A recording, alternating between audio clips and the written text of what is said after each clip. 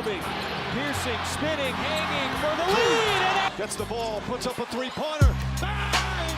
Steph Curry. Bryant on the move with the jump. When I tell you I had absolutely no intentions of recording anything today, that is a complete understatement. Like, I didn't plan on recording a goddamn thing today. I was gonna do a lot of my recording and shit tomorrow, but I ain't gonna lie, this New York to New York trade just, like, it compelled me. You know what I'm saying? Like, my New York blood was like, yo, my man, you gotta talk about this. Like, this is from the city. You know what I'm saying? This is from the towns. Like you have to speak on this. Like, the last time the Knicks and the Nets made a trade was in 1983. I believe actually the anniversary was like June 22nd. So this is the 40 whatever anniversary of the last Knicks and Nets trade, and that was when Len Elmore was traded for a second round pick from the Nets to the Knicks.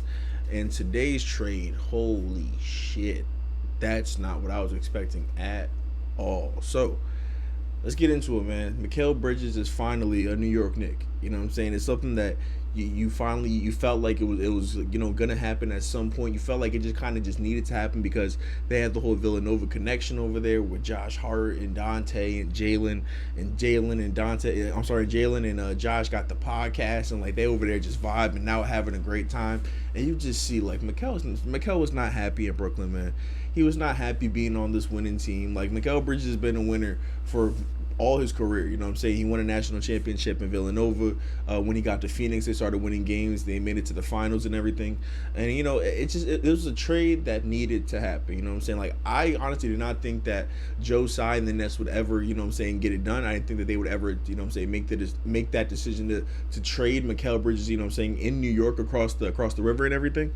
And listen, proud of you, Joe Tsai. I'm glad if you finally accepted, you know what I'm saying, like the fact that just the whole, you know what I'm saying, contender, you know what I'm saying, being a contender, being a good team in the East, all that shit died when you traded Kevin Durant and Kyrie Irving. So I'm glad that you were able to, you know what I'm saying, they got a whole bunch of picks back when they traded Kevin Durant. I believe they got four first round picks for Kevin Durant. And I believe, again, this Knicks trade, they got 6 first-round picks overall. They got 4 unprotected. They got a protected first from the Bucks, and they got an unprotected pick swap. So I think that I'm reading that right. It's going to be 6 first-round picks and a second-rounder. They're also going to be picking up Bojan Bogdanovic.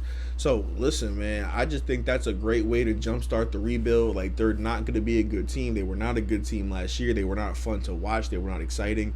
You didn't, like, feel they had no buzz. They had no aura to them. Like, and that was sad coming from a time where they had a whole bunch of buzz and a whole bunch of aura, and, you know what I'm saying, things were just bright for Brooklyn. Like, that was not the case last season. You know what I'm saying? Nick Claxton, he'll probably be on the move this summer, and they're going to finally go into their official rebuild. But the New York Knicks, man, the New York Knicks, they are back. You know what I'm saying? I was very concerned for them when the report came out that Anunoby was going to be testing free agency and declining his player option. I know, like, the Knicks plan is going to re-sign him and everything, but you just never know. Like, you know what I'm saying? When they made that trade, like, I was, like, really happy for them when they made the trade. I thought that OG was a great fit, and he was. You know what I'm saying? They had a great record when he was on the court. I believe it was, like, 24-2, 24-3 or something like that. But you know what I'm saying? I was just like hoping, like, hey, if OG does turn around and be like, hey, I don't want to stay in New York, I don't want to be a part of, you know what I'm saying, the New York Knicks organization and all that, and all the fiasco that goes with that, then the Knicks are going to be pretty much at square one. They're going to be in a very tough position where they have, you know what I'm saying, they have Jalen, they have Julius Randle, and, you know, just this great batch of role players, but they won't really have, like, you know what I'm saying, like, OG Anunoby made them just an overall amazing defensive team. You know what I'm saying? He was a great 3-and-D player for them, you know what I'm saying?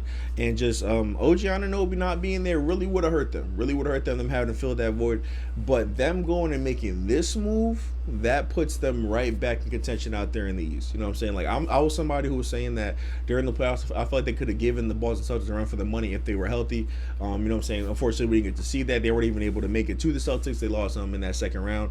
And I just think that when you're dealing with a guy, you know what I'm saying, OG Anunoby is injury prone the last couple of years. I believe the report said that he missed 76 games in the last 3 years, Mikal Bridges does not miss games. I believe he had that Iron Man streak. I'm not sure if he still has it right now, but he had that Iron Man streak going on where he hasn't missed a game in who knows how long in just his overall basketball career.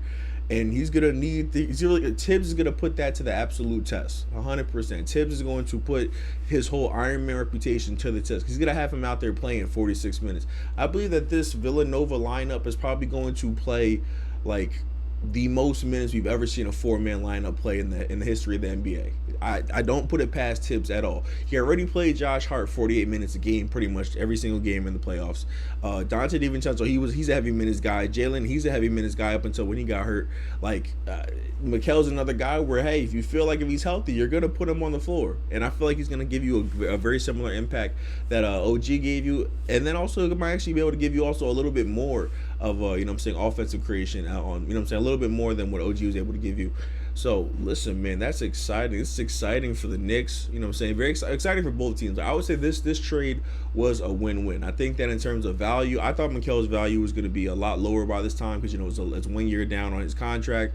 I didn't think that team was going to swing for the fences like how they were when they first got Mikal.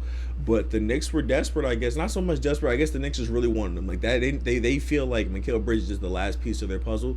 And listen, he very well may be. You know what I'm saying? We gotta figure out what happens with Mitchell Robinson, what happens with Isaiah Hartenstein. That also begs the question, like, what is going to happen with Julius Randle? Is he going to remain? Because that's what, can they even afford Jalen, Julius, and Mikal? Like, I'm not even sure how they're gonna plan on pulling that off. But I'm just excited to, I'm just excited. It's an exciting trade. I wasn't expecting it. And with the draft coming on, I believe it's just like a perfect momentum to just take us right into the draft and get us ready for this offseason. But that's all I got for this one, man. Make sure you guys leave a like. Make sure you guys leave a comment. Let me know what you guys think about the trade. Let me guys know who you guys think won the trade.